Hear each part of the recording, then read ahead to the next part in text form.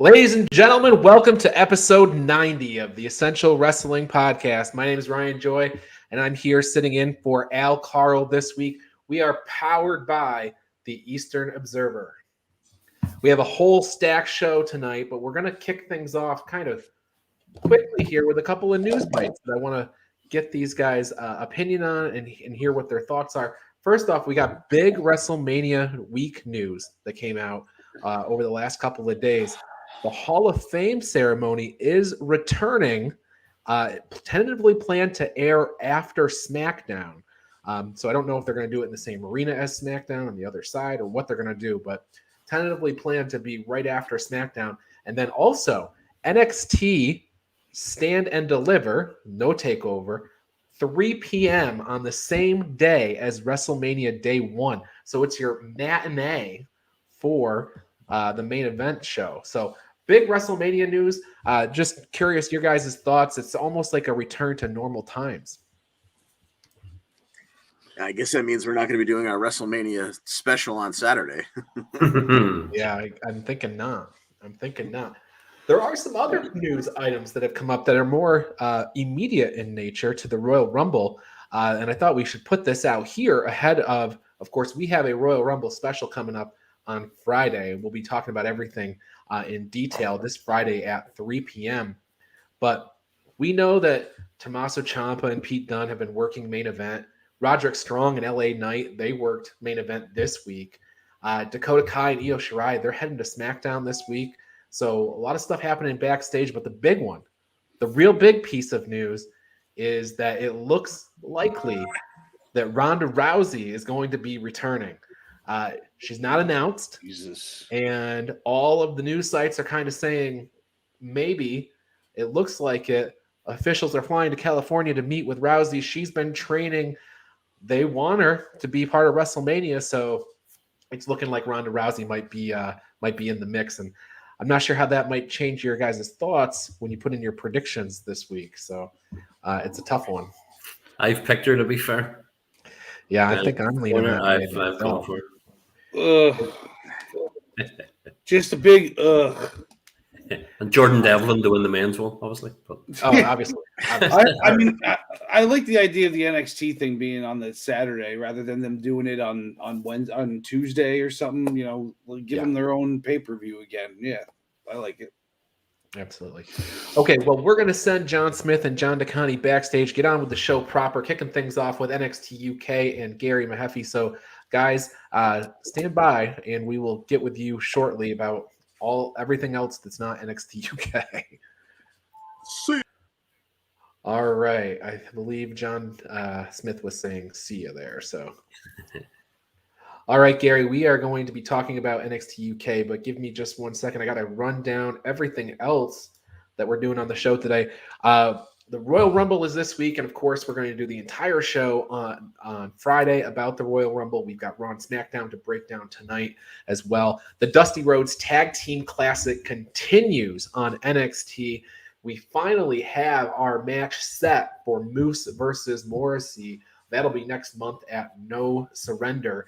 We'll be main eventing tonight's show with AEW's Beach Break and our predictions.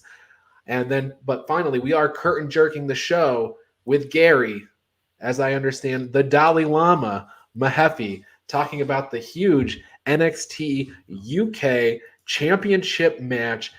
Gary, I am not going to bury the lead. Big match, big fight feel, Dragunov versus Devlin. We've been tiptoeing around this match for 2 or 3 weeks, ever since it was announced. Not totally sure who we're going to predict, but the time has come. You got to pick a winner. Your thoughts? Yeah, it's like one of those when I've literally been thinking about it all week. Anytime I've seen any wrestling stuff, I was looking, going, oh, what do we do and who's going to choose it? And I'm going to go against myself that I normally would, and I'm going to say, and this is not just to try and wind John Smith up, I actually think that although they've fallen into this match out of nowhere because of Rampage Brown, I think we're going to see, because there's no fans there, and it's like that they're going to do a title change so that the word doesn't get out. and they're going to do the title change, and then Ilya Dragunov, I always think, is better chasing, because he's got a good story and the way he sells and the way he chases, and the fans get behind him. So I think we're going to go for a Jordan Devlin title win, and he's going to take it. All right, I'm going to pull the facts together and the predictions together from the Garyverse here. What I've heard is you've got Jordan Devlin winning the NXT UK Championship, going into the Royal Rumble as the NXT UK champion, and winning the Royal Rumble as the NXT. These are the predictions that you've made in the last 2 minutes on this show. I may have to change the Rumble one, mind you. No, okay. but I do think, because as soon as I heard that they were doing this match, it was like, oh, empty arena, no fans. I thought there's something big coming that they'll try and do so it doesn't get out. And I think that it's going to be a title change, so that when they do the new set of tapings, which are happening very shortly, that they can then come in and go, ba-ba, new champion, and run like that. That's a great point. I forgot about the fact that, Jordan Devlin made that challenge to Dragunov to do an empty arena match. Dragunov accepted. So you're right. It's a perfect way for them to kind of shroud it all in mystery so that nobody knows that there's been a title change. Very interesting point. I'm gonna stick with the champ. These NXT UK championships, they don't, I think, has it been 100 days yet? I mean, they don't change them like hundreds and hundreds of days without changing. Even the women's title goes hundreds and hundreds of days without changing. So it feels way too early, but maybe that's why you're right. Yeah. So we'll see. Okay. In other news from NXT UK last week, Pretty Deadly got a win over Sam Gradwell and his mystery partner. And I believe, Gary, you just pulled that one right out. You took a look at the roster page and you were like, I know who it's going to be. Yeah, and I didn't know. I hadn't seen. I know spoilers are out, and I purposely don't look at them. I just looked through and thought, no, it's gonna be. Now I know it filled in the bigger storyline, as we've said, as we know, like with Kenny Williams getting involved at the end of the match and so on, and they had run into each other backstage. But when Saxon Huxley came out, I was like, ugh. Although it wouldn't shock me either. Truthfully, and I know that we've had this discussion, I think, and Alan and I have had this discussion, it wouldn't surprise me to see Pretty Deadly make the move and be given a chance across on the main roster. Sure. I think they're doing everything to try and get themselves moved across, but it wouldn't surprise me. But I mean, they have all of the credentials. If you take the checklist that we've all heard about. They're young, they're big, they're good, they can talk, they've got characters. They hit all the sweet spots. So it makes sense to me that they would do that. In terms of this match, what happened, I guess, is Saxon Huxley was out there. Kenny Williams comes out, interferes. That basically takes Huxley out of the match. Yeah. Pretty Deadly hits spilled milk on Gradwell, picks up the win. It seems like the story's over, right? It's just a quick story here. There's nowhere else to go with it. No, it's as you say, it's like nowhere else to go in that, because the story coming out of it was, Sam Gradwell and Kenny Williams. They kind of leave, obviously, Huxley with nothing, but he came into it with none. But you've kind of Pretty Deadly. Yeah, they're building back up for another title match, maybe, but there's not much of a story yet come out of that. But obviously, we can take it wherever over the next couple of days. So. Sure. We're seeing video packages hyping up Ginny and Amal. Amal says she's Hope. Hope never dies. So that match is coming. We don't have a date yet, and shame on me for not creating that graphic that says that. But Ginny and Amal, obviously, I think we talked about it last week. This is coming. We just don't know, don't have any dates. Yeah. The other one is we had quite an interesting video package from Blair Davenport. She, calling out Mako Satomura again. They had their match, but Blair didn't let Mako just win gracefully. She attacked her after that match, but Blair says comes from a long line of Davenports, and her father taught her to only care about Davenports. And she says she's the rightful heir to the NXT UK Women's Championships. And she said, "Enemy of the heir, beware." And man, does that sound like Harry Potter. I know. Although as soon as she started, mind you, the video package, I was thinking, they're going to bring somebody in that's related to her. Like, are they going to bring in a brother or a dad or something? Now, hopefully they don't. But I do have to say, the video packages in NXT UK have been phenomenal for a long time. Oh yeah. And this one I thought was great, and using the old building and using all that, and as you say, like evoking memories and thoughts of that type of Harry Pottery language and that sort of stuff, I thought was great. So I say they've done a really good job. I mean, I'm a big fan of hers in the ring, obviously, but through these videos, you can't help but kind of go, yeah, they're building her up for a run here. So yeah, this was a leveled up on the video packages, right? Like we've always say they're great, but they really leveled up here. Yeah. Isla Dawn versus Amelia McKenzie, and Isla Dawn, the voodoo witch lady that she is, she got the win here, and after the match, she returned Amelia's watch. So I guess it's like, you know, she uses the item to, I don't know. Yeah, it's like she's going in reverse because there are quite a few matches that she lost. Yeah. That she then was taking hair and taking watches and taking whatever. And now that she's winning, she's like, I don't need any more, have them back. So it's a bit random. Although I do like the fact that in many ways it's like a 6-month storyline about what on earth is she doing. I mean, nobody knows yet, but it's consistent, which is good. Like, but say she's great. I mean, Isla Dawn live is genuinely fantastic. I've seen her quite a few times. Say I'm a big fan again, and Amelia McKenzie's definitely one for the future, slightly for the now, but definitely for the future of NXT UK. So. Yeah. Now, as I look at the main event from last week's show, I might have been wrong earlier. I think you actually picked Noam Dar to win the Rumble. Was that right? Mm-hmm. Or did you pick that one? We had A-Kid versus Noam Dar in a NXT UK Heritage Cup match, and of course, you know the rules are to get 6 rounds. Somebody needs to get 2 falls to win. They tied 1 apiece, and this is the first one we've seen that ends in a draw. Yeah, 19 minutes. Yeah, because there was always, obviously, when they were doing the original NXT UK Heritage Cup matches, it was like if it's a draw after 6, you have extra time. You have they're just obviously in this, it was like, no, this is the match and it's done, which I thought was great to finish it that way. And obviously, you finished it with Noam Dar and despair.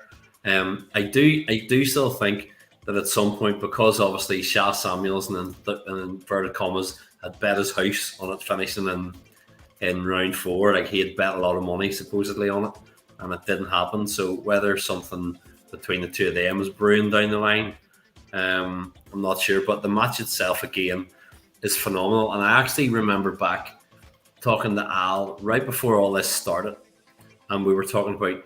He said to me, he asked me in one of the first programs I was on, like, will you be able to tell a good story if it's going to be 3 minutes stop, 3 minutes stop? And I was like, trust me, see when this hits. And as you know from watching this match and the other matches, they're phenomenal. Yes, these guys are 2 great wrestlers, but the story they told within every round was just fantastic. Yeah, it was a great match, and like I said, like we said, it's the first time we've seen a finish like this. In fact, you know, it's the closest thing we've had to a time limit draw in WWE in a long, long time too. Yeah. So yeah, it's nice they have a different finish that they can pull out to use here. Last match, Gary, for next week. We only have the 2 matches announced. We have the big title match that we've already talked about, but we also have a 6-man tag. Gallus Boys on top versus D Familia. Looking at that Charlie Dempsey, he's not losing a match this early. I don't think. I'm picking the family here. Yeah, I'm picking them too. I mean, Gallus do need a wee bit of rehab. They need to come back a bit. But I think, like, I don't see how you could go against the Familia at the minute. I really don't. As you say, I mean, if they were to lose, I mean, Rohan Raja would be the one, obviously, to lose, I would say. But I just can't see that they're going to at all. No, me either. I think either Mark or Wolfgang are going to eat the pin here. Yeah, so. Yeah. Or a submission, I guess, you know, with Dempsey in there. So. All right, Gary, any final thoughts for the week here? I mean, you're not going to make it onto the Royal Rumble special at the end of the week. Anything you want to, any bold prediction that you want to put out here, you know, for us to think about over the course of the week? Well, I had gone out on a limb for a couple, and there's some I was thinking about, and I have, to be perfectly honest, and I have my reasons, but I've gone for Seth Rollins to beat Roman Reigns and take a title. I have gone for and then Roman Reigns to win the Rumble. I've gone that way. Whoa, Roman to win the Rumble too. Yeah. Okay. That they're going to go all out and then go for him and Brock towards going for Mania. So I have gone Ronda Rousey as well, as we were talking about. I have picked her to come back and win the Rumble, the Women's Rumble, but I'm going for Rollins to win the title through some sort of whatever, and then say him to win it. So, all right. Well, more on that at the end of the week. I'm about 50% of what you said. I have already locked in myself. I'm consistent with what you said there. So, I don't know about Roman winning the Rumble though. So we'll see about that. All right. That said, Gary, we will send you on your way. Have a good night, sir. We're going to bring in the Johns. Thank you very much. Have a good one. All right. Carry on. Hail Gunther. All right, John Smith. You know, it would have been nice to know that you were playing background music today, because I was going through every tab on all my internet. I was going through every open program. Where is this music coming from? Oh my God! I hope it's not on the thing, and it's coming from you. Our that's hysterical. First of all, our streaming platform StreamYard just put out this new functionality allowing us to play background music. It's not something that we previously had the capability of doing, so I just threw it up, and I'm glad that I was able to really throw John Smith off. I'll change it. We'll good segue. We'll switch over to their Feeding the Ducks track now as we move into SmackDown from last week. So, John DeConnie, the Usos, they start in the ring and they introduce Roman Reigns. And this whole segment sets up our main event of the show. And I'm not burying the lead today. I'm starting with the main thing here. So, main event time, Seth Rollins and Kevin Owens versus the Usos. Yeah, Seth brought his new best friend, Kevin Owens, over from Raw along with him to face the two men that he said, like himself and Mox, as he referred to him, hold Roman up in this bloodline trio. So he's going to take on the Usos. And stipulation was, if he and his partner, who turned out to be Kevin Owens, wind up beating the Usos are then banned from ringside, so they can't continue to protect Roman during the Royal Rumble title match. And Roman countered with, yeah, but if you lose the match. You get no shot at the Universal title, and I've got a nice vacation between now and WrestleMania. Seth accepted. We roll through to the main event. And, I mean, look at these four guys. You got Kevin Owens. You got Seth Rollins. You got the Usos. You knew you were going to get a good match. And we got 15 minutes worth of an excellent tag team match. Seth hits the stomp on, I think it was Jimmy.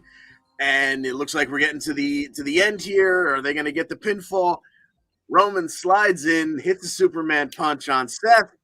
And even though Seth's jaw was a little jacked and a little sore, as Roman pouted back up the entryway, Seth was all smiles because he knew he had gotten his way regardless of whether or not he got the pinfall. He got the win by DQ.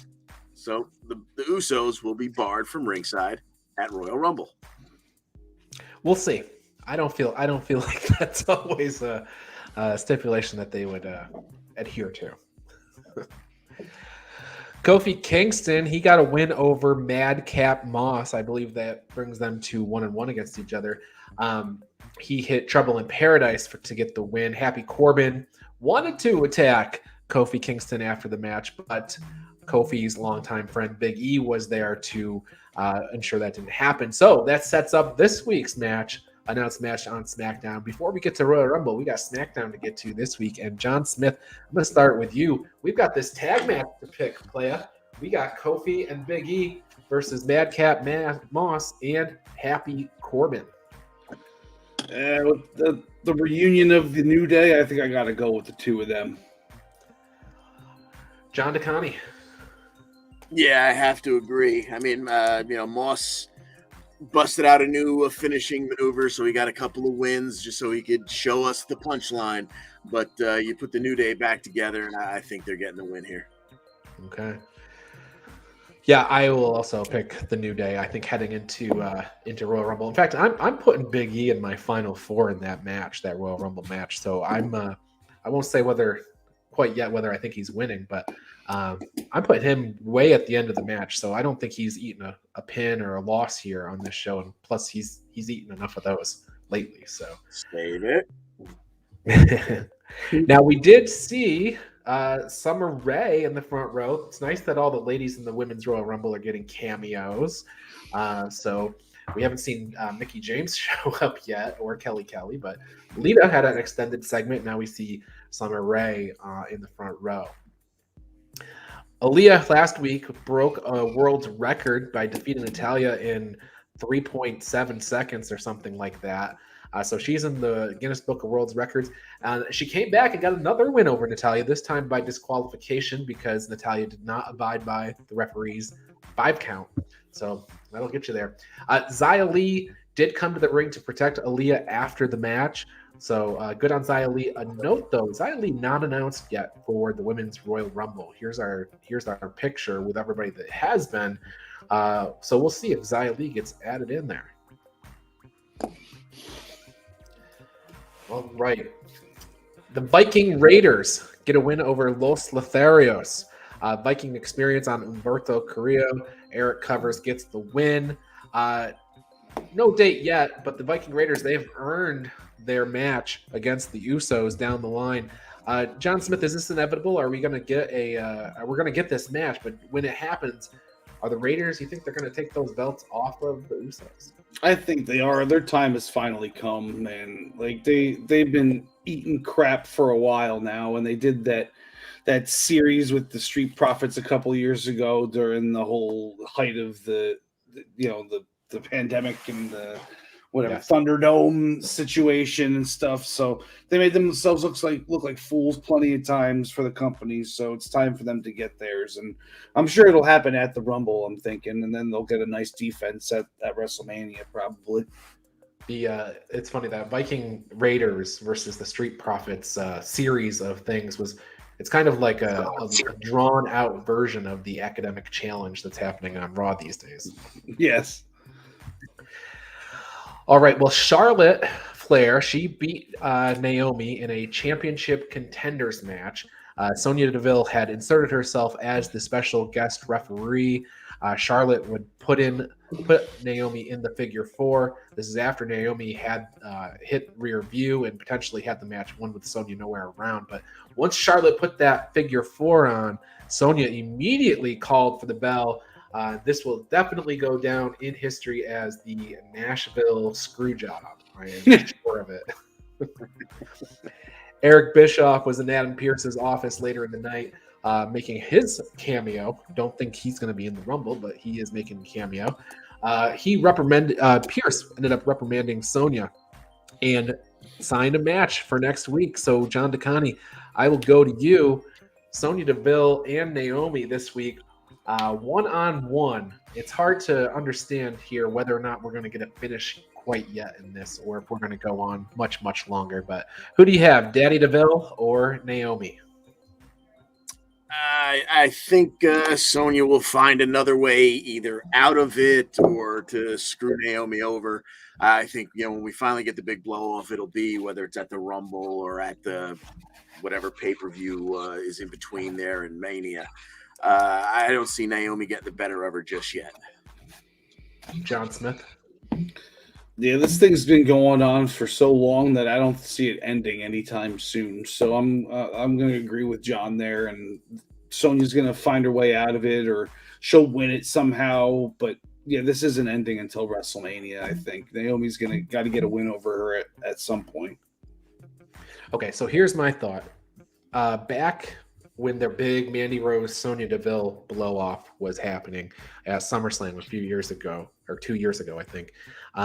The original stipulation was going to be hair versus hair, and Sonya, and they ended up doing a loser leaves town match essentially, and I think it's because Sonya had that stalker or whatever. So I think ultimately what this is going to circle back to is Naomi versus Sonya, hair versus hair. And then Sonya will lose and she'll get back to whatever haircut she's been thinking about for the last 2 years. That's my thing. Makes sense. Sami Zayn had episode number 2 of Insane. Johnny Knoxville came out, hit him with a cattle prod, and tossed him over the top rope. See you at Rumble. I think we'll probably see him on SmackDown again this week, throwing Sami over the top rope. So we'll see that. John Smith, final thing on SmackDown, we got Sheamus and Ricochet going 1-on-1. Yeah, they didn't give him much time for this one either. You know, we got Sheamus dominating right off the bat. Ricochet starts to get a little comeback, but then he gets a knee to the face when he's diving out on a tope suicida type thing to the outside. Sheamus just throws him back in, brogue kick, 1, 2, 3, and that was that. Sheamus is in the Rumble. I don't believe Ricochet is. So here's the list of men's Royal Rumble participants. Yeah, no Ricochet. So that makes sense. Sheamus getting a big decisive win here. I wonder how many people are picking him in the Final Four. He's a former winner. Where the heck has Omos been? Oh, he's was right he here. on the show? Was he on the show last night? Did I miss him? As far as I know, Only John rap. County, correct me if I'm wrong. No, he wasn't, right? No, just when they showed. Now their graphic wasn't as fantastic as yours, but only in their Royal Rumble graphic did he appear on screen last night. Well, It's weird. as we transition to Raw, I do want to note that Shinsuke Nakamura and Rick Boogs did get to meet up with another guitar-wielding character from WWE's past, Jeff Jarrett. He was there on the show just 2 days ahead of his big GCW match against Effie on Sunday. So good for Jeff Jarrett and Eric Bischoff and Summer Rae for making cameos on SmackDown this past week. Over on, you know. oh, go ahead, John. No, I thought they would have done more with Jarrett. Like I see, they walked into him backstage. He just kind of smiled and tipped his cap, and that was it.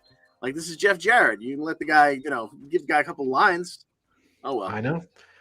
JEFFJARRETT. At least get that out. Exactly. All right. Well, back to Raw now. The big thing that was happening on Raw this week was we had a weigh-in between Brock Lesnar and Bobby Lashley. They, of course, have their big Royal Rumble match on Saturday. Long and short of it, Lashley, he weighs 273. Brock weighs 286. Brock essentially says the Bobby Who line again, and we're off to the races. This is a good build for their match on Saturday. So. John DeConnie, we had a lot of women's action going on. Everybody staking a claim for the Royal Rumble. Rhea Ripley, Dana Brooke, Liv Morgan, Tamina, Kamala, Nikki Ash, they all believe that they are going to be winning the Royal Rumble. But the first match we had was Bianca Belair versus Queen Selena.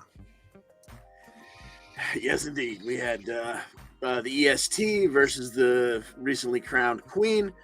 And this match went less than 4 minutes. Zelina thought she had it in hand when she climbed onto Bianca's back. She went for the code red, but Bianca, strung like bull, just stopped her mid-move, wound up getting her off of her back, right up onto the shoulders.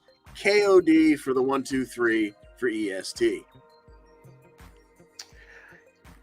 Yes, and Al Karl was supplied this graphic to me for us all to laugh at. Queen Zelina. Use mine. So it's Queen Zelina, use my face as your throne. The MVP sign, I guess, of Raw this past week. Harkens back to the golden era of signs in WWE audiences. Right. I can't believe that one made TV, but it did. John DeConnie, we had 6 women tag action. The 6 people that I think I mentioned earlier all staking their claim they're going to win the Rumble. They competed, and at least half of them didn't win this 6-woman tag. That's correct. We had Rhea, the 24/7 champion Dana Brooke, and Liv Morgan taking on Nikki ASH, Tamina, and Carmella, half of the tag team champions. Rhea got Carmella to tap to what I believe she calls the prism trap, that standing inverted cloverleaf. They only gave him about 2.5 minutes to go here, and the biggest thing to come out of it was those three got the victory. Doesn't do a whole heck of a lot for them, but Nikki did manage to smack Rhea afterwards, kind of like she was outside the ring. Rhea won. Rhea's celebrating center ring. Nikki comes in, cracks her across the back of the head, rolls right out, and heads back up the ramp. Victorious, even though not really victorious, but she felt good afterwards, I suppose, because she thinks she's still a superhero, even though she's turning into a bit of a villain. All right, so if what you're telling me is accurate, then you're saying that Bianca Belair defeated Queen Selena using KOD. Rhea Ripley tapped out Carmella using her cloverleaf. So are we building towards Bianca and Rhea versus the tag champs? At the very least, we're continuing with the what seems to be WWE's favorite strategy to put those tag belts on a set of gals and then let them never win another match until it's time to turn them over to the next. Fair enough. All right. Well, Kevin Owens, he is getting his United States Championship match against Damian Priest, and he wins it by disqualification when he ignored the ref's 5 count, not to let Owens out of the corner. So Priest retains his United States Championship. It's pretty interesting here. This Kevin Owens versus Damian Priest thing's gone on for a couple of weeks.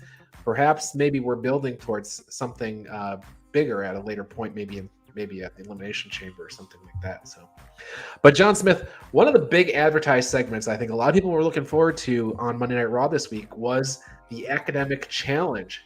Alpha Academy versus RK Bro, a spelling bee.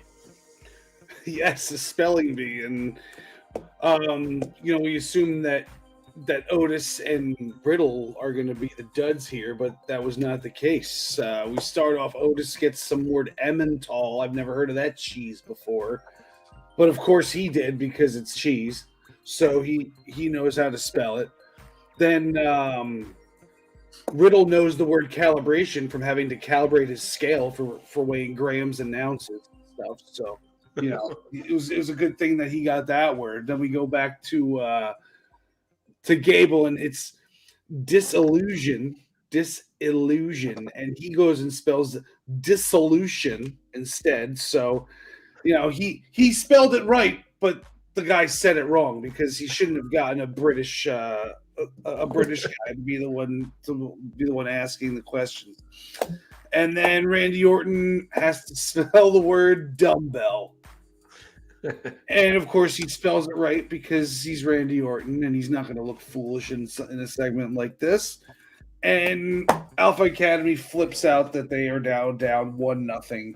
And next week we get what is it that we get again? I forgot already. Scooter races, right? Oh yeah, scooter race as the second challenge in this whole series. Then we get a challenge for Randy Orton versus Chad Gable, and they go for a good 10 minutes, and we get a RKO on Gable, and he loses twice in one day. The best part? Otis didn't spell the word right. In storyline, he was supposed to spell the word correct, and so they acted like he did, and he didn't. So that's the best part. Yes, he did. No, he didn't.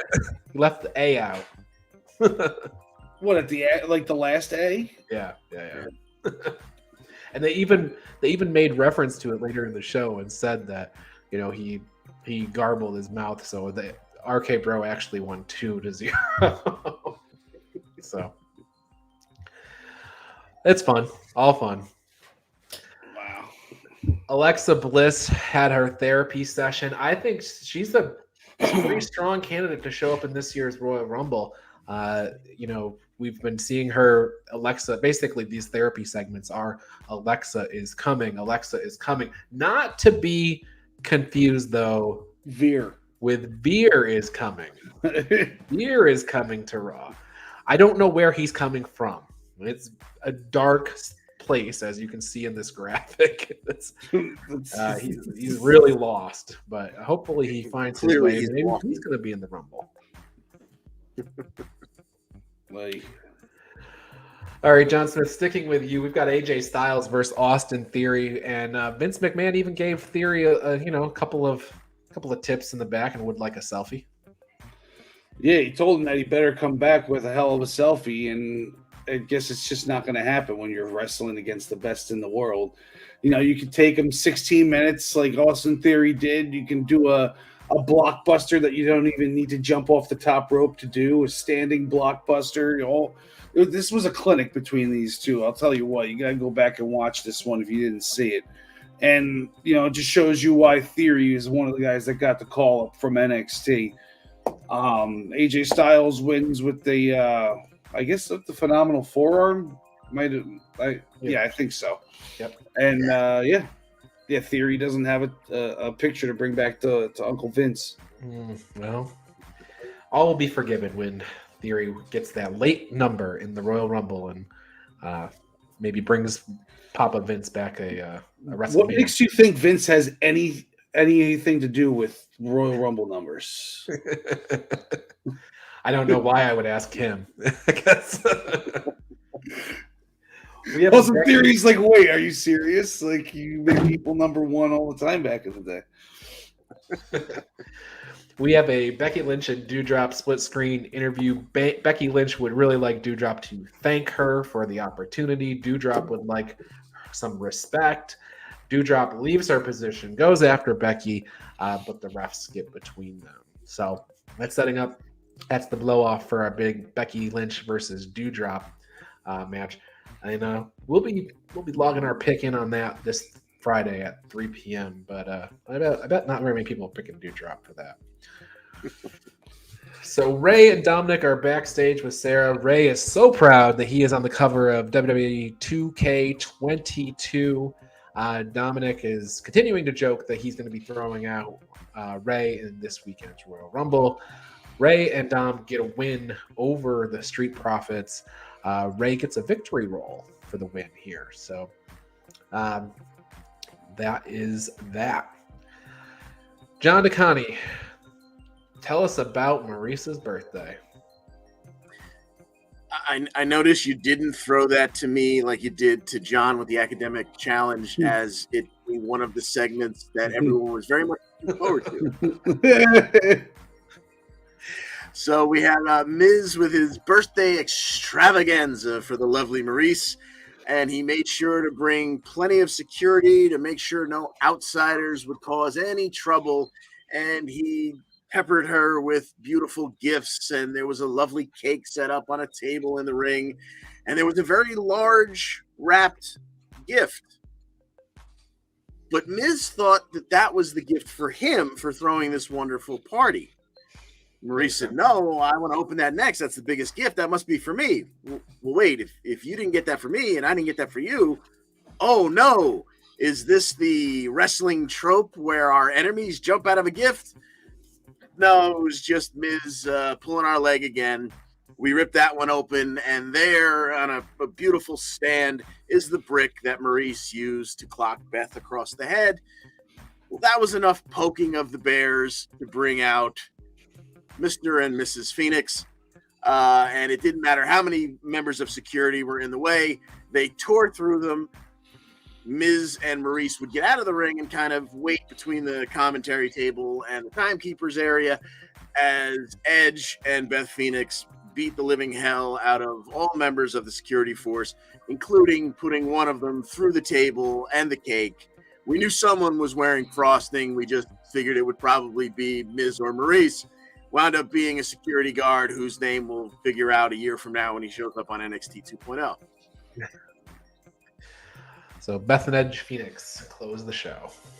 Okay. All right. Well, we have sufficiently gone through all of SmackDown, all of Raw, while having the SmackDown logo up in the upper right corner. So amateur hour from me. We'll switch over to NXT 2.0 now, and John DeConnie. The show kicks off. We see LA Knight arriving, and he heads straight to the ring. Yeah, no BS this time. He steps out of his little red Corvette, makes his way right to the ring, where he calls out Grayson Waller. Waller comes out in front of the Tron, doesn't quite come down to the ring because he knows he doesn't want none of that. In fact, he's got a restraining order that the LA Knight has to stay 50 feet away from him. Knight's a little miffed at first, but says, all right, I can't touch you. I can't get too close to you, but this guy can. Waller turns around to face the Tron. It's the entrance music for Dexter Lumis, only Dexter Lumis does his creepy crawl out from underneath the ring to sneak up behind Waller. We go to commercial with Waller kind of jumping out of his skin and running away from Lumis for now. But when we come back from the commercial break, we're already into a match between Grayson Waller and Dexter Lumis. Waller distracts the ref while Lumis is out on the floor. This is about 10 minutes into the match. And there is a large man in a suit, a large bearded man that we would come to realize or remember was the other half of Indus Sher, and that Waller would later refer to as his insurance policy. He would knock Lumis over the head, roll him back in for Waller to hit that leaping stunner that he does, and get the 1, 2, 3. Grayson Waller gets the victory over Dexter Lumis and leaves with his insurance policy. The irony that Grayson Waller has a restraining order against LA Knight and Dexter Lumis is the guy who shows up. Like, Dexter Lumis is a guy that everybody should have a restraining order. Pretty much. Well, give him time next week. The Dusty Rhodes Tag Team Classic kicked off on last week's episode of NXT 2.0. We had the Creed brothers taking down Josh Briggs and Brooks Jensen. We had Malik Blade and Idris Enofe defeating Raul Mendoza and Joaquin Wilde. That's a huge upset, getting Legado out in the first round. Briggs and Jensen, I think Casey and Kaden invited them to party. Try to cheer them up after that big loss. John Smith, you and I were talking on last week's episode that we thought the winner of that match, the Creed brothers versus Brooks and Jensen, was going to win the entire bracket. Here's our updated brackets. Creed brothers are through. Do you still got them all the way, John Smith? Yeah, it's almost like it's almost a guarantee at this point. I mean, unless MSK is going to win it again, I don't see any of these other teams winning. And I had GYV winning it all last year. It's just I've fallen out of love with them, I guess. They got to win something for me to start picking them again. Idris Enofe and Malik Blade getting that win there almost, I don't want to say this, it's kind of rude to Kushida, but kind of almost gives MSK a bye to the finals. Absolutely. So John DeConnie, we'll head over to you to make our pick. We have a match, GYV versus Chase University. That's Andre Chase and Bodie Hayward. So who do you got in that one? Who is going to be going up against the Creed brothers in round 2? I'm thinking it's going to be GYV. I'm not going to pick them to go any further than that because I've been burned by them multiple times, but I think they get past Chase University here. Okay. John Smith? Give me Chase University just because it's not for points, and I'm not picking GYV anymore. Can't say I blame you. That's fair. Bodie Hayward has only had a couple of matches, but I look at this and I say Andre Chase is so pinnable. So I'm going to go with GYV here. In fact, on 205 Live, we had a little preview of this, and it was Bodie Hayward versus James Drake. And James Drake won with a drop kick. How often have you seen that? So it was a drop kick in the corner, so it was a little extra on it, I guess. But yeah, so I'll pick GYV. They got momentum based on that. All right, Dante Chen. He is returning from injury. Do you remember when he was here last? Okay, returning from injury, lost to his father to face Guru Raj, and he wins by DQ when Duke Hudson attacks. So looks like we're setting up Dante Chen versus Duke Hudson in the future. All right, Joe Gacy and Harlan are backstage. They run into the injured Odyssey Jones. Odyssey Jones has some words. Joe Gacy doesn't take offense, just wishes Odyssey good luck on his recovery, even opens the door for Odyssey Jones. Gacy just setting an example for young Harlan about showing restraint in the face of this negativity. Later, Harlan would attack Odyssey Jones, so he didn't quite get the message. So there you go. Things are heating up with Braun Breaker and Santos Escobar, and I am missing a graphic. Darn it.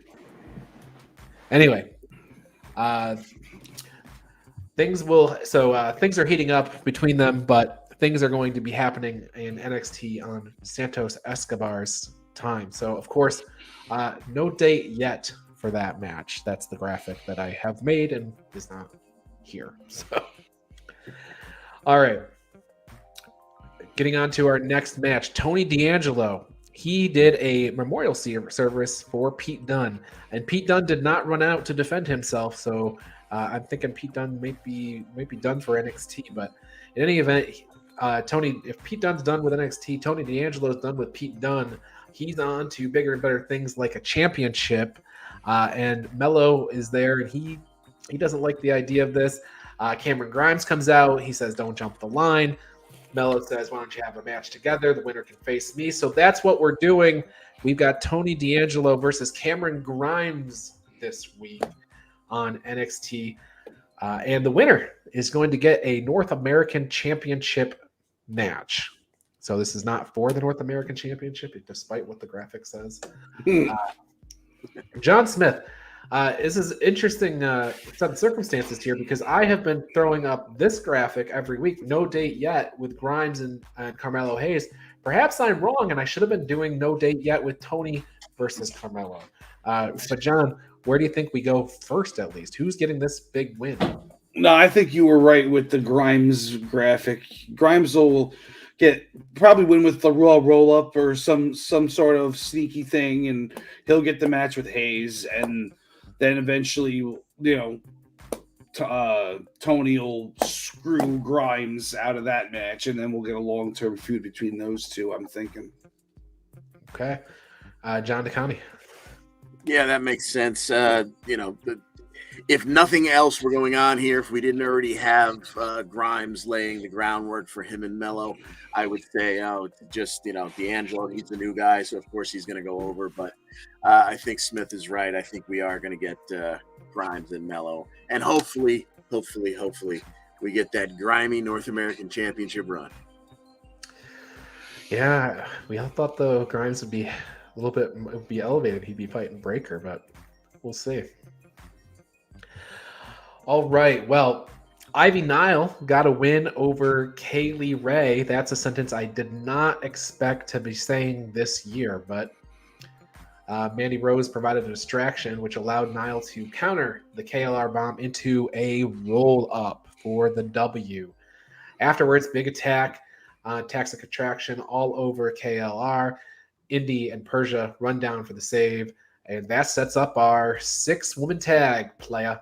So this week, I don't know why they can't give me a graphic of Persia Parada, but they won't. So it's Kaylee Ray, Indy Loomis, Hartwell, whatever, and Persia Parada versus Toxic Attraction, the girls with the gold.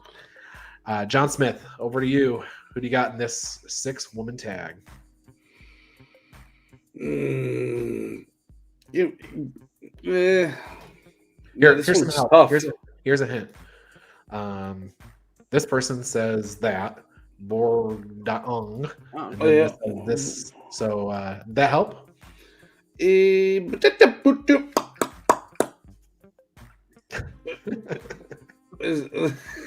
That means toxic attraction. Oh, okay. Sorry, I didn't speak robot. John, I had to throw that graphic up there to remind me who we were talking about. Yeah, I'm not up on my Cyrillic pronunciation either. I'll go with the good guys here. I think either Gigi or JC could eat a pin here. Obviously, Mandy's not getting pinned, but give me Kaylee Ray finishing off Gigi.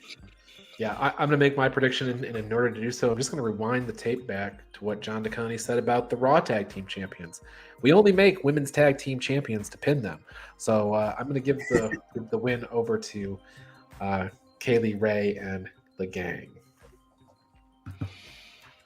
Saray, she went back to Japan, and now she's a Japanese schoolgirl. So she'll be coming back, new passion and new energy. So there you go.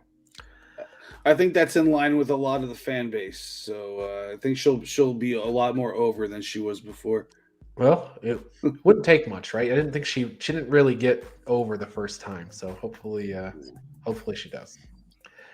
At least not on the same level as your Io Shirai and your Asuka and even your Kairi Sane, her predecessors. So here's hoping. Sola Sikoa versus Boa on this week's episode of NXT. We're running this one back. We had a kind of a non-finish a couple of weeks ago with, I think, a double count out. But this time it's no disqualification. Falls count anywhere. Sola Sikoa's got a burned up face. So they're going to war. And John Smith, what do you think here? Baby Uso going to get the win here? I mentioned before, it was the only time he didn't win a match was that no double countout. Yeah, I like Baby Uso to take this one. I wasn't sure last week. I actually picked Boa last week, but we got the double countout or whatever. But yeah, I got Sikoa winning it this time in a no holds barred match. All right, John DeConnie, this is no holds barred. Falls count anywhere. I think because Solo Sikoa was abandoned by his family and was raised on the streets and everything like that, this has got to give the advantage to him, right? He was abandoned by his family.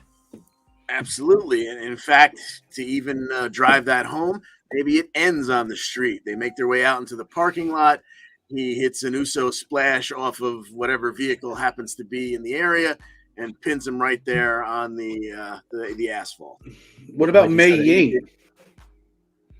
I don't know. What about Mei Ying? Is she taking even going to be around anymore? I was wrong a couple of weeks ago when I said Wendy Chu was Mei Ying. So Mei Ying is Karen Q. But yeah, I don't know, John. I don't know where Mei Ying is. Off TV. Check the next batch of releases. That's the new Where Is instead of Where Is Walter. Yeah. Yes, Where is Mei Ying? I like that. All right, I'll put that one up next time. All right, Valentina Feroz, Yulissa Leon backstage with Mackenzie. They want the women's tag team titles, and for a long time, I think they're going to know what it's like to want. I don't see that one coming anytime soon. Dakota Kai, nothing divides friendship like success. She's been singing that song for a few weeks now, which makes me feel like because Raquel is rejecting the advances of Cora Jade, I think Raquel and Dakota are going to find their way back to each other here. I think that's what's ultimately happening. Because if success divides you, perhaps failure brings you back together. And neither one of them have been on the winning end of things. So that's my bold prediction. But anyway, John DeConnie, Dakota Kai versus Yulissa Leon. Yeah, Dakota, she upset Yulissa and Valentina backstage by telling them that their friendship was going to lead to failure. So it led to this match where Yulissa basically just got a lesson or a beating from Dakota. It ended with a KO kick in the corner. Then afterwards, Valentina came in to check on Yulissa. She got beat up a little bit by Dakota as well. She lined her up for a KO kick as well. but her partner pulled her out, and two of them got away. Not too bad, but Dakota gets the victory in just about 4 minutes. Okay. Main event time. Now, this was a match everybody is looking forward to, John Smith. We're looking at Walter versus Roderick Strong. You got Malcolm Bivens running his mouth all night about the Diamond Mine. He says they're going to go 3 for 3. Walter ends up pinning him against the wall. But ultimately, we get to the match. Walter versus Roderick Strong. Main event time. It's time for the main event. Yeah, all that confidence had to have just been for show, because at the end of the day, he was fighting Walter. Or should I say, we'll wait for that at the end of this match, actually. Yeah, he fought Walter here. He fought Walter. Yeah, so, Walter, right off the bat, headlock, then just does a hip throw, and looks like Roddy's about to fly out of the ring. Just totally outmatched right off the bat. Every time Roddy gets 1 or 2 strikes in, Walter, boom, knocks him down. All over the place, it was like that for the first half of the match. We go to commercial, come back. All of a sudden, Walter feels like it's a good idea to climb to the top rope, which I don't think I've ever seen him do that, maybe once before. He immediately gets his feet taken out, and Roddy ends up hitting a superplex off the top rope. High impact, awesome move. It just wasn't enough, though. And, at one point he went for the double underhook backbreaker, set him up like a pedigree. Walter stands it up, backs into the turnbuckles, picks him up, power bomb, 1, 2, 3. And when the announcer is about to announce who wins, Walter grabs the microphone and he says the winner of this match is Gunther. Then the Diamond Mine comes out and all hell breaks loose. And it looks like the end of Nitro in 1998. And the internet exploded. Basically what happened there after that. Yes, because Walter was such an awesome name. Well, it was his real name. It was his real name. I guess it still is. Yeah. Okay. The winner of this match, Jake. It's the same thing. It's just you're used to Walter. Gunther is much more intimidating. And nobody named Jake ever got over. What about Jake from State Farm? And Jake the Snake Roberts. All right. Well, that puts the end to our NXT 2.0 coverage. But like we mentioned earlier, Stand and Deliver returning this year on potentially, it sounds like, on Saturday of a WrestleMania weekend in the afternoon. A nice little appetizer for your WrestleMania day one. So there you go. Hopefully Braun Breaker is there to defend his championship if he can get through Santos Escobar. But first, before we talk about all that, we got to get over to Impact Wrestling on Access TV. And I just want to mention, keep your eyes peeled this week and the next couple of weeks after that. You may see a familiar face or two in the crowd, especially when they zoom in on those announcers. Do watch closely because let's just say they set that up nicely. They intentionally put us right behind the announcer so that you can see us. So in any event, keep your eyes peeled. You may see a familiar face. On last week's Impact, though, Tasha Steelz got a win over Chelsea Green with a crucifix bomb. Tasha grabbed a mic after the match, warned Mickie James that she'll be returning, that Mickie will be returning home to her son as a failure, and this ticked Mickie off. Tasha had about 12 things that she said are going to happen to Mickie James, but as soon as she mentioned her son, it was like go time. Mickie gets in the ring, fists start flying. Savannah Evan helps Tasha. Chelsea recovers, makes the save. But this week on Impact Wrestling on Access TV, we're going to have Mickie James. She's going to be doing a State of the Knockouts address, and this will be just 2 days ahead of her big Royal Rumble appearance. So I'm just going to ask now. I'm sure I'm kind of like, busting his spot here, but anybody picking Mickie James to win the Rumble? What a story that would be. Yeah, from her belongings in a garbage bag to the Rumble winner. Yeah, exactly. I wonder how they would frame that, but I got her in my final four. So, But well, for me, the question is, do they do something cool like send somebody else over there through the Forbidden Door that even though they don't get in the Royal Rumble, let's say Tasha shows up and, yanks her off the apron while she's hanging on, trying to stop herself from being eliminated, do something that not only gives another pop to the WWE fans looking at it going, ooh, there's someone we don't know, but also, gives a little pop to Impact as well. I'll tell you the it's not knockouts related, but Moose has been all over Roman Reigns on Twitter. I mean, all over him. In every interview he does, he talks about Roman wanting to fight Roman Reigns. He posted a picture of their football lineups. I guess they competed against each other on the field at one point. Reigns for Georgia, Moose for Syracuse. So he's all over that. I don't see that Forbidden Door thing ever happening unless maybe Moose walks through, but we'll see. Okay, and in any event, Matt Cardona has laid down a challenge. He wants to be he created the division, the World Wide Web Championship division. So he wants to be the Impact Digital Media Champion. He has issued a challenge to Jordan Grace. That match will happen. I can guarantee it that you'll see that match down the line. So we don't have that announced for this week though, so we can't pick it, but that match will happen. We found out Rebellion is coming April 23rd, so mark your calendars. That'll be the next big Impact pay-per-view. And then the Influence, they got a win over Havoc in a handicap match. They took Rosemary out before the match, and that set them up to have a match against Havoc.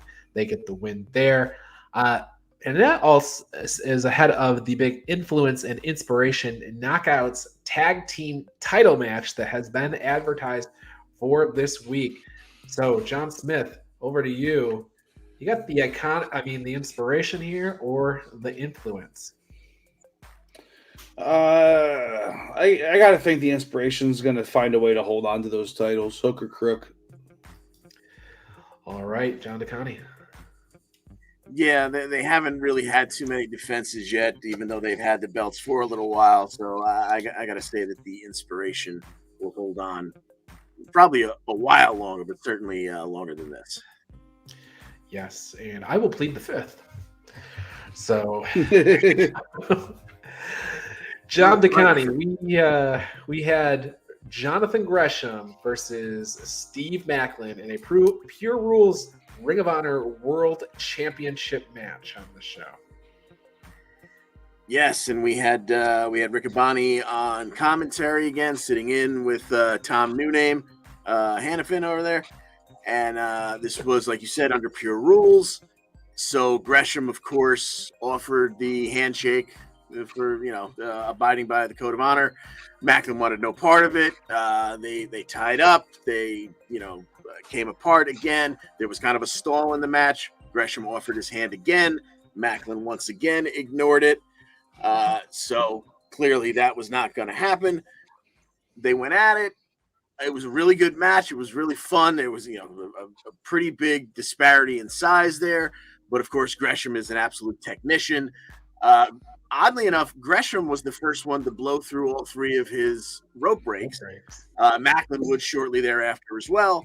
Maclin would also get admonished or warned for a closed fist early on that I would have swore was going to be his downfall later on in the match. It was not. It would turn out to be sort of the rope breaks, as Gresham later would apply the figure four. Both men were at a rope break, so as they made their way over to the ropes, we knew it didn't matter. You thought Maclin might tap. He didn't do that.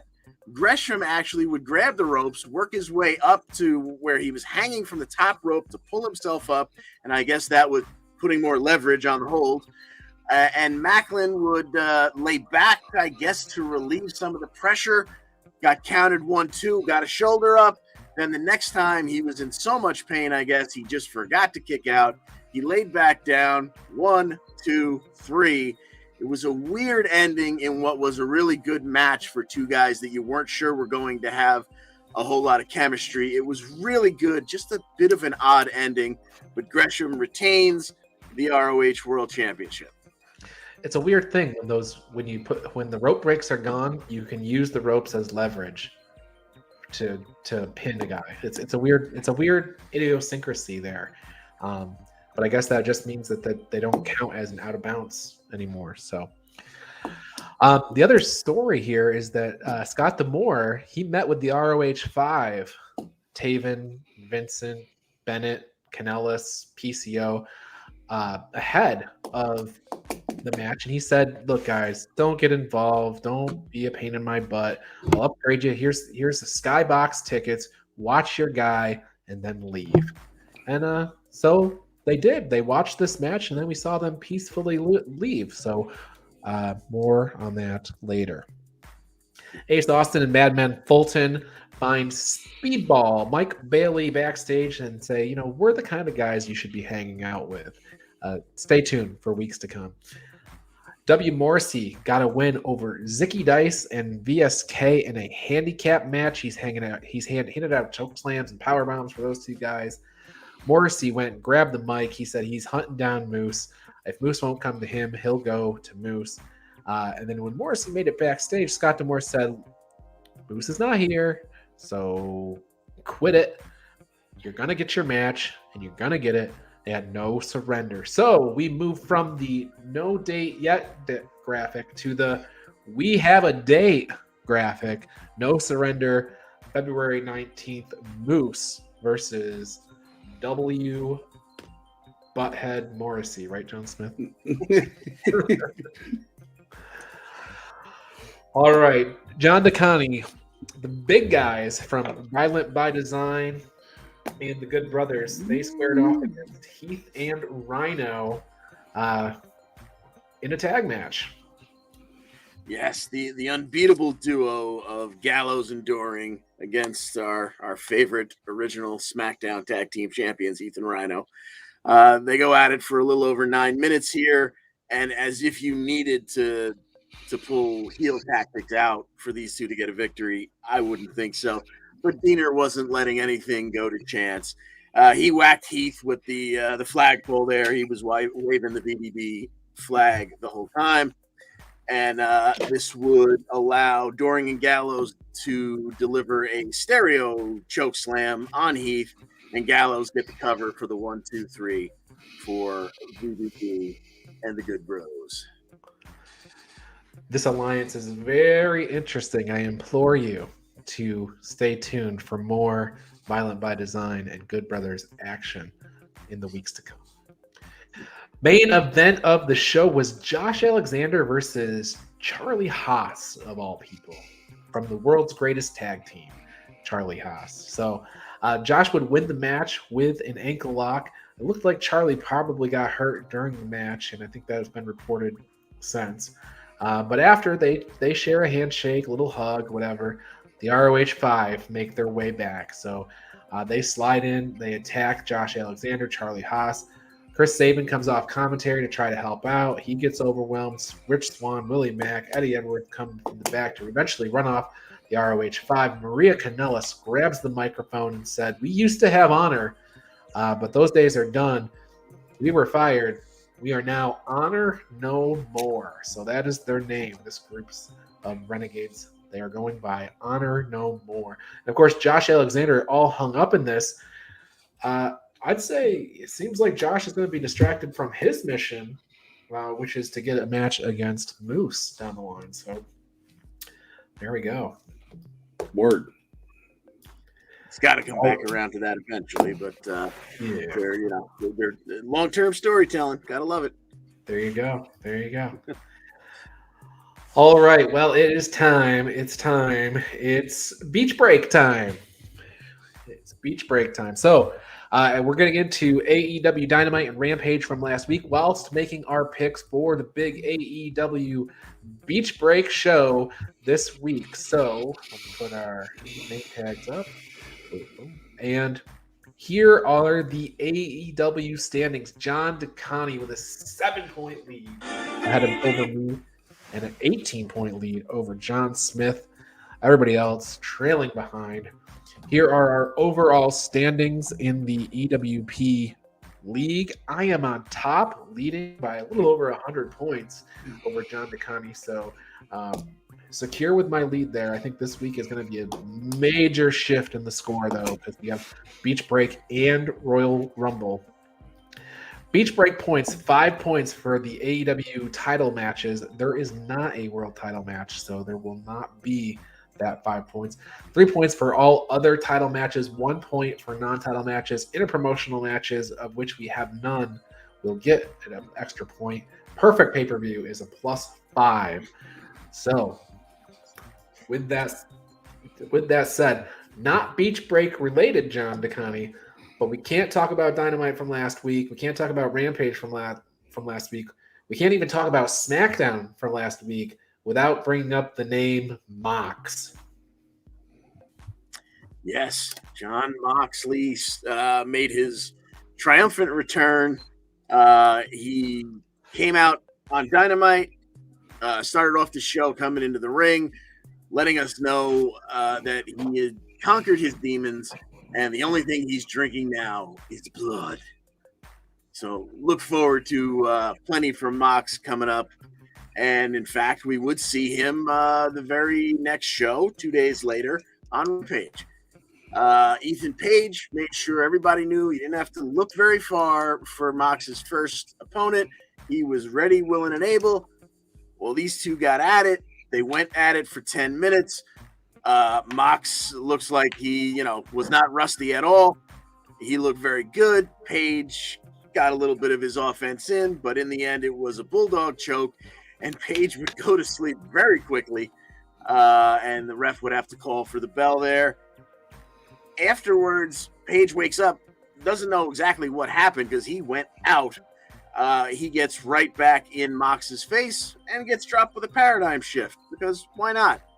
Mox would leave through the crowd, as he is wont to do, and before he would make his way to the tunnel, he would pass a gentleman who just happened to be waiting there. Nobody else really around. He was just chilling in the middle of the fans. That would be Brian Daniel's son. I'm never going to get that right. They would glare at each other. Mox would continue on. Danielson was kind of mock clapping at him as he passed. So look for that very entertaining match somewhere in the future, I'm sure. Yeah, at least you didn't say Daniel Bryanson. So yeah, and just don't mock Moxley either, or else you'll get kicked out of the arena. Don't boo him. Don't say anything bad about Jon Moxley. Well, it was pretty bad. And Moxley said something back that we can't say here. So. Didn't the guy say, "Get that piece of trash out of here"? Isn't that yes? what But he did also made it. I don't remember the exact words, but he made a reference to the fact that John wasn't drinking anymore. Too. Okay, but now we get kicked out of the arena if the person inside of the ring doesn't like what we're saying. He didn't get kicked out, but he got shamed. He didn't get kicked out, but he got shamed. Oh, he didn't get kicked out? I thought the guy got kicked out. Moxley just told that guy, said, get that guy the F out of here, but he didn't get kicked out. Oh, okay. Well, we're going to start the Best Friends versus the Super Click chapter of this show. So, Super Click. Best Friends versus the Super Click. Trent Beretta got a win over Nick Jackson on Rampage this past week. It was supposed to be Roppongi Vice, Trent Beretta and Rocky Romero versus the Young Bucks. But Rocky came down with COVID, so he couldn't make the show. So they changed it into a singles match. And Trent got a win over Nick Jackson using Strong Zero. Pinned him 14 minutes. That happened on Rampage. But the big story is happening over on Dynamite. Adam Cole and Britt Baker, they got a win over Orange Cassidy and Chris Statlander. Really interesting mixed tag match. Cole used a low blow and an uppercut to hit the boom knee. Low blow uppercut. He got the boom knee on Cassidy for the win. This was after Orange Cassidy had knocked Britt Baker off the apron through a table on accident, but it did happen, and it really ticked off Adam Cole to the low blow. Would later talk about in his interview. He said, "I want Orange Cassidy one-on-one next week. No DQ, lights out match." I think Adam Cole is just trying to, live through Britt Baker's experience, right? Because Britt Baker had the big match of the year contender last year with Thunder Rosa in the Lights Out match. So this week we have Adam Cole versus Orange Cassidy, no DQ, Lights Out match, nothing on the line, not even your records are on the line here. So John DeConnie, we'll go with you first. Who do you got? Adam Cole, baby, or Orange Cassidy? Yeah, at some point in time, Cole's undefeated streak here in AEW has to end. This would be a really good place to do it, but when you go no DQ, lights out, anything goes, and you've got the amount of friends hanging around that Cole does, the amount of dastardly friends that Cole has, I just don't see him losing. Give me Adam Cole in this one. John Smith. Yep, this is the exact type of match Adam Cole wins. So I'm going with Adam Cole, baby. Samesies. Unfortunately, I feel like Orange Cassidy really needs a big win, but I don't think he's getting it here. So, sorry. John Smith, we had a debuting tag team on Dynamite last week. It was the House of Black. What'd you think of seeing Brody King for the first time? Big bad Brody King. Yeah, he's a big, powerful man. Reminds me a little bit of JBL, not in looks, but just in the style of wrestling, because he's just powerful and, he's not pulling any punches. The Varsity Blondes were the number 4 tag team in the rankings coming into this, and they just got dismantled by these two. They tried to get a couple offensive maneuvers in, but they couldn't really do anything. And then there's some angle where Pillman Jr. didn't want to do a springboard off the top rope. I'm not too sure what that was all about. But, it ended up costing him. And, nice double team suplex into Black picked him up in the suplex, but then tossed him forward into a power slam by Brody King. So that was a cool little finisher. 1, 2, 3. And then we get a nice little cryptic promo by Pac, very, very Fiend-like, or very Bray Wyatt-like, I would say, by Pac after the match, and that didn't rub them the right way. Oh, what would it be like if they did rub him the right way? You're gonna have to come to the after hours party for that. Right. Genie in a bottle, got to rub her the right way. I got it. Yep, good. Okay, moving on. Chris Jericho, Santana, and Ortiz, they have a match this week against Daniel Garcia in 2.0. And there's a little friction in the group. Chris Jericho says he doesn't care about Eddie Kingston. Santana and Ortiz essentially said, well, you should. We care about him. And maybe the Inner Circle is the reason we're not the tag team champions, because we've been fighting your battles in Stadium Stampedes and everything else and not going after those tag titles. So they might have a point. And the question is whether or not they're going to be able to get things together for this match this week. John DeConnie, I'll start with you. Danny Garcia not pictured, but we've got 2.0 in Danny Garcia versus Santana, Ortiz, and Chris Jericho of the Inner Circle in a 6-man tag. Yeah, if Kingston wasn't legit injured, which I believe he is, I could see him getting involved here and even though he's got his own beef with Garcia in 2.0, you see him trying to at least screw Jericho over. But considering I don't think he's going to get involved here, it's really hard for me to pick against the Inner Circle, even though everything tells me there should be some kind of implosion here. But give me Jericho and Santana Ortiz. All right, John Smith, is the Inner Circle going to lose this match? Yeah, the implosion could happen after the match, maybe, or something. But I like 2.0 to win this one with Garcia. Maybe or Santana Ortiz just abandoned Jericho in the middle of the match, and he loses 1-on-3, something like that, maybe. Yeah, I'm with you on that, John Smith. I think I'm picking 2.0 and Danny Garcia here. I think it's a huge win for that team. If any one of them, that kind of sets them. And if the Inner Circle is breaking apart, or Santana and Ortiz are just going to go on and do their own thing for a while, it doesn't really hurt them too much if it's like ends up being like a 3-on-1, like you were saying, or whatever. They're kind of protected, in other words, while also making a big win for 2.0. So I'm giving them the W, like you. So in other news, though, we had MJF, who gave a really backhanded apology to Wardlow. The kind of backhanded apology where you say, I'm sorry, hey, and I'm also docking your pay. I'm sorry for that thing I did to you, and I'm going to dock your pay because you did something else to me, and I can't stand for it. So that sets up, we're continuing to go down this MJF and this Wardlow path.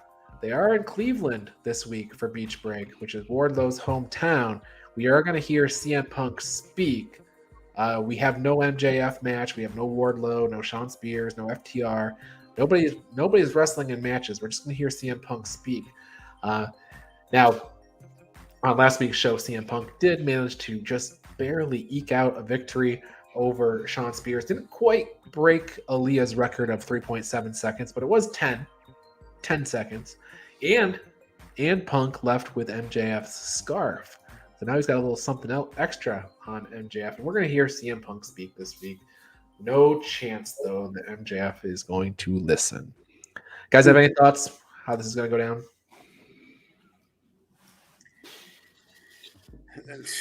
MJF will, I don't know, jump him from behind, maybe surround the ring with the other two. I don't know.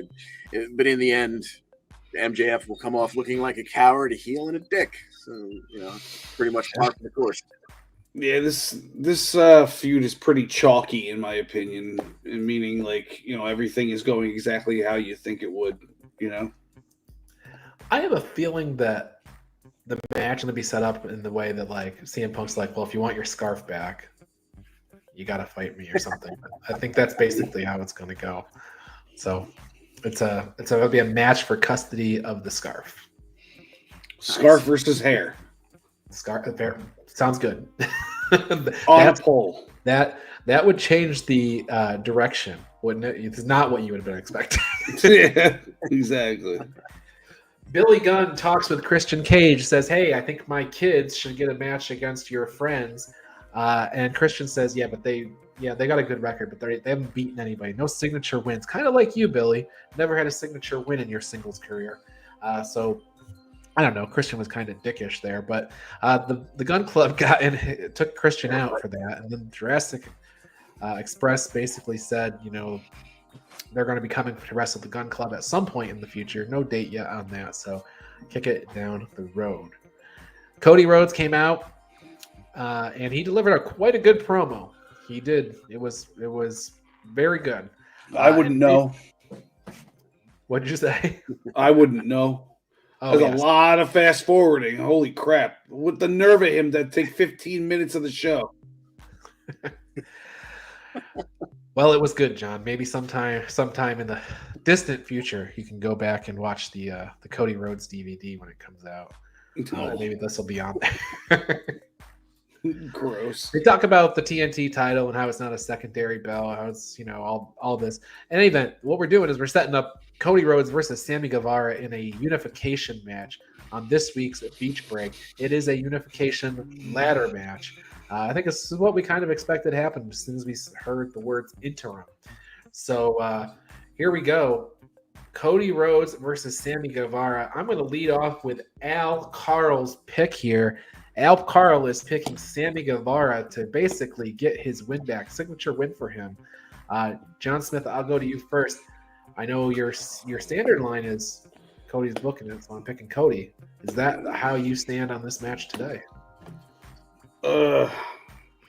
He's just so self-indulgent, and he's probably thinking oh, this is Razor Ramon versus Shawn Michaels, 1994. I'm Shawn Michaels, by the way. Give me Guevara. I don't know. Oh man, it's hurting you to even pick the match. I know. I'm definitely not watching the match. I'll tell you that much. Okay. All right. Sammy Guevara versus Cody Rhodes. John Smith is not winning. Yeah. He is not the winner here. But who do you have in this match that is obviously a callback to Shawn and Razor? Definitely, yeah. So I think that perhaps that portion of it alone will be self-indulgent enough for Cody to satisfy him that he doesn't need to get the win here, and he doesn't need to get his shoulders pinned to lose, so we don't have to worry about that blemish. So he can take a couple of really risky spots and show that he's willing to spill blood for us, and that we should go back to loving him and cheering him and blah blah blah, which won't happen. And in the end, I believe Sammy will take down the belt, unify the titles, and he will go on as your TNT champion, because it quite frankly made no sense to bring Cody back into this whole thing to begin with. When they put that match on Christmas Day, it seemed like there was a story there that, the Rhodes and wrestling on Christmas Day, there's a history there. And it was just, once again, Cody feeding his ego and giving a shout out to his dad, which that I'm perfectly fine with, but it made no sense to make him the champ again. So give Sammy back the belt here. We can go back to whatever regularly scheduled programs were to follow Sammy's title defenses. Yeah, I'm picking Sammy Guevara here as well. Karl also, by the way, he picked Inner Circle and Adam Cole in those previous two matches. So I think John Akani, I think you and him have picked all the same so far. Well, good, because last year around this time he was 31-0. So let me ride that back into some kind of respectability here. Interesting situation. We were talking about guys named Jake earlier in the show. Lance Archer, he had a backstage promo with Jake Roberts. Jake Roberts delivered the backstage promo, and Dan Lambert stood by silently. Not a position that I'm used to seeing Dan Lambert in anywhere silently, but there he was in the back of the promo. And then Lance Archer came out and he got a win over Frankie Kazarian in 10 minutes. Surprising that it took that long for Archer to knock the ring rust off and get a win over Frankie, but he did. And Dan Lambert was at ringside and Jake was absent. So very interesting situation that's playing out there between Lambert and Jake and Lance. But in any event, Archer was going to do some more damage on Kaz after the match. Hangman Page makes the save. Doesn't get to hit the buckshot lariat, but he does send Archer to the floor. So no date yet, but I don't think this is the Revolution match. I think we're going to get this on TV here pretty soon. When is Revolution? March 4th or 5th or 6th. Oh, yeah. They got to give us a title match before then. Yeah, I would think so.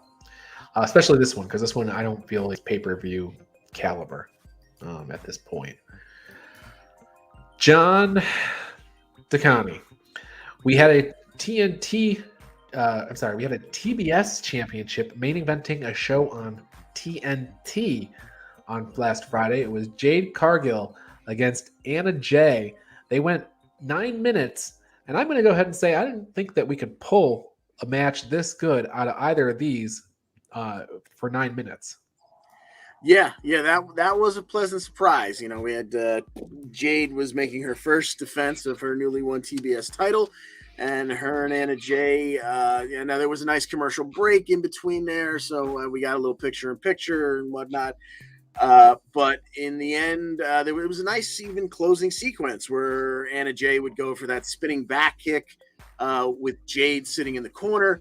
Jade caught her and countered her up into a one-arm powerbomb, which may have made Raquel Gonzalez's ears perk up a little bit. But that's, maybe for later in the Forbidden Door and things like that.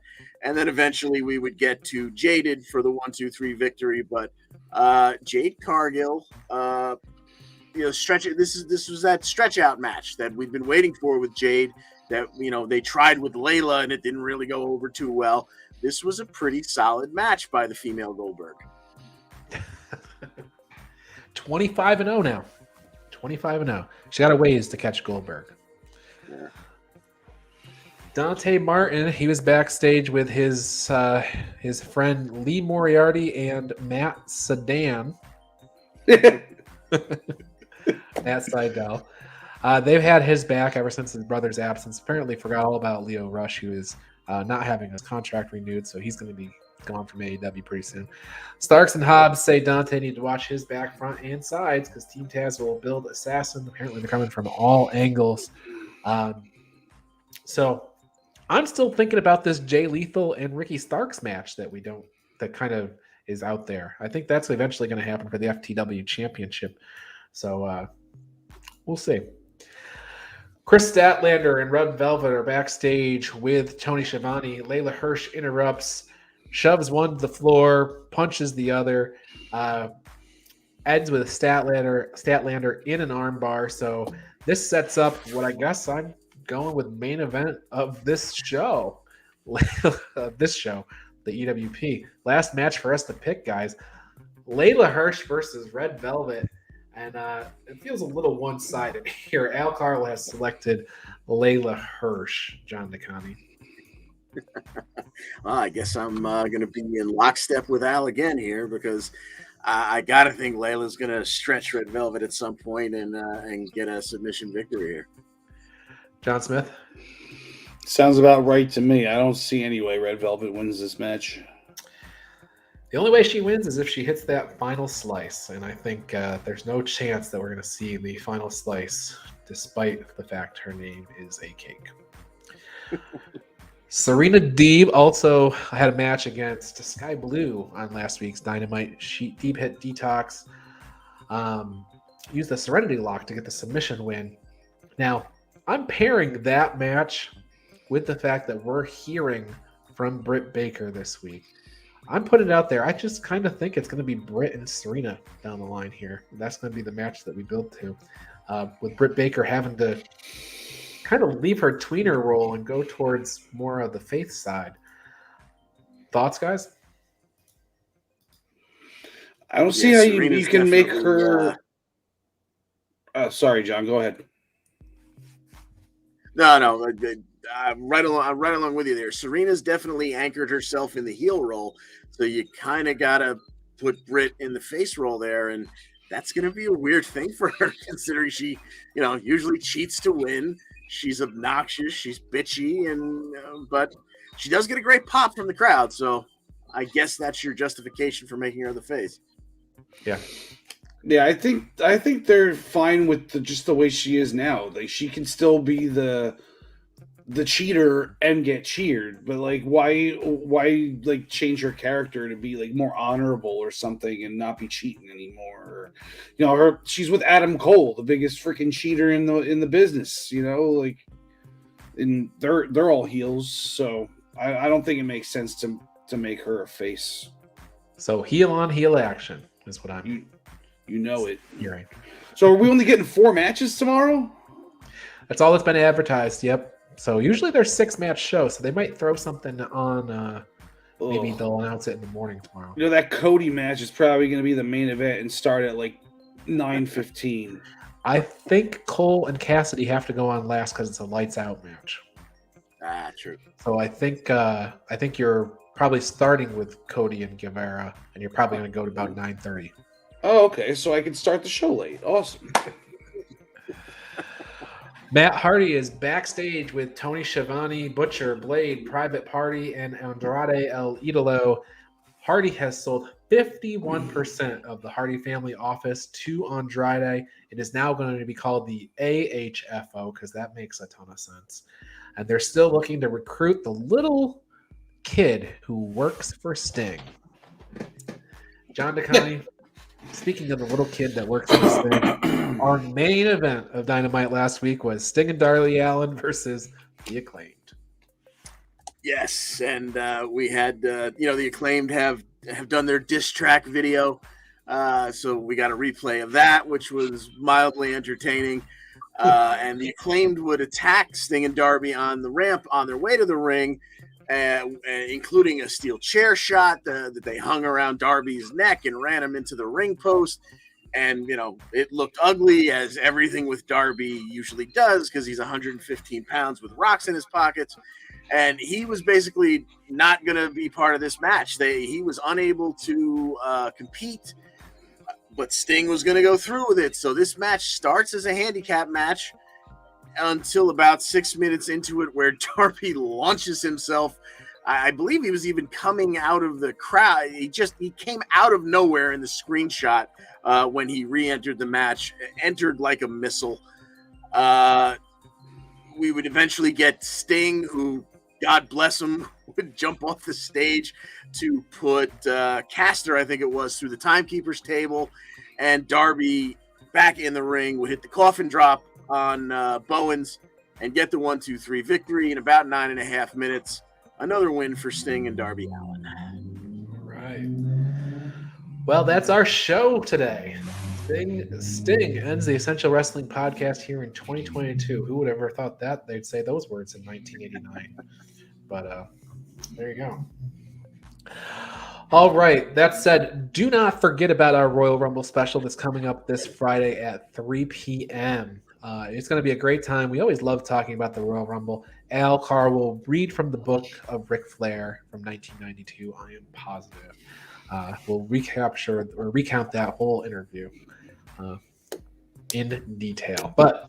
So do join us for that. I also want to tell you about the Primetime Rundown, powered by StreamYard, with Joey Jarzenka, Ian Schreier, and Rob DeLuca on Friday nights at 7 p.m. They take you through the world of sports right here on all of the Eastern Observer platforms. For more information, please go to easternobserver.com.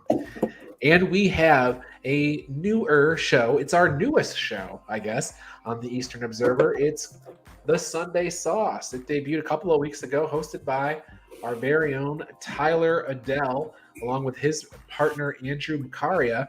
They bring you everything NHL and all of the league's happenings. Get saucy this Sunday afternoon with The Sunday Sauce on all the Eastern Observer platforms. You have the Body Slam Brigade newsletter written by me for you for free. It's going out to about 5,000 people each and every week.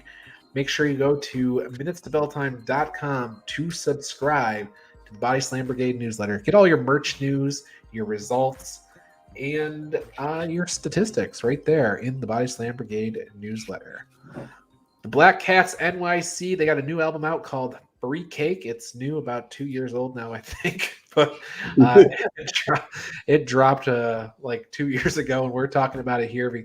But you can check it out on Apple Music, Deezer, YouTube, Pandora, YouTube Music, Amazon, everywhere you listen to music. Do check out Free Cake. Play loud.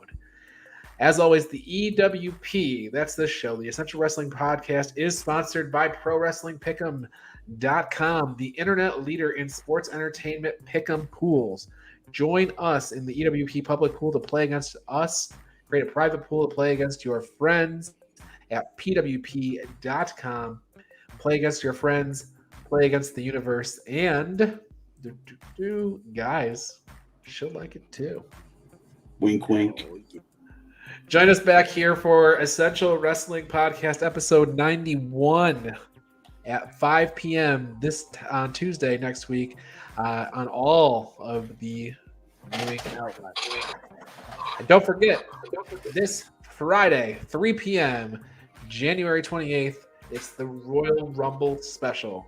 And join us right wherever you're watching or listening to this show. It'll be a great time as we make all our predictions for the big show that's coming up this Saturday. It's WWE's second biggest show of the year. I know that a lot of people think it's SummerSlam, but no, it's the Royal Rumble. Look at ticket sales and pay-per-view buys, and you'll know Royal Rumble is number 2 show for that company every year. And we kick off the road to WrestleMania. John Smith, anything before we get out of here this evening? SummerSlam is the number 2 show for WWE every year, in my opinion, because they book it that way. They book it that way, right? Yeah. So, numbers that, yes, we all love the Rumble. And, some people might get out of wrestling during the summertime because they've got better things to do, but not us. Better things to do, like what? I don't know, just have a life during the summertime. I don't know. John DeConnie, anything else? I can't believe it's Rumble time already. Quite, I don't care how it's presented, whether it's number 2 or number 3. Quite frankly, it's my favorite event of the entire year. WrestleMania has all the pomp and circumstance, but the Rumble is really just gets me charged for the run to the Mania. So can't wait for it. Which is why if it's not great, we get so disappointed. So be great, Royal Rumble, and we will all be happy. We might see Ronda back. We might see Veer. Never know what's going to happen at the Royal Rumble. As they say, anything can happen in the World Wrestling Federation, Entertainment, whatever we're saying these days. What a mover! Oh, wrong one. All right, John DeConnie. Hang on. Let me get these things right before we leave. John DeConnie, take us home. Thanks for joining us. And as always, we wish you the best in all your future endeavors.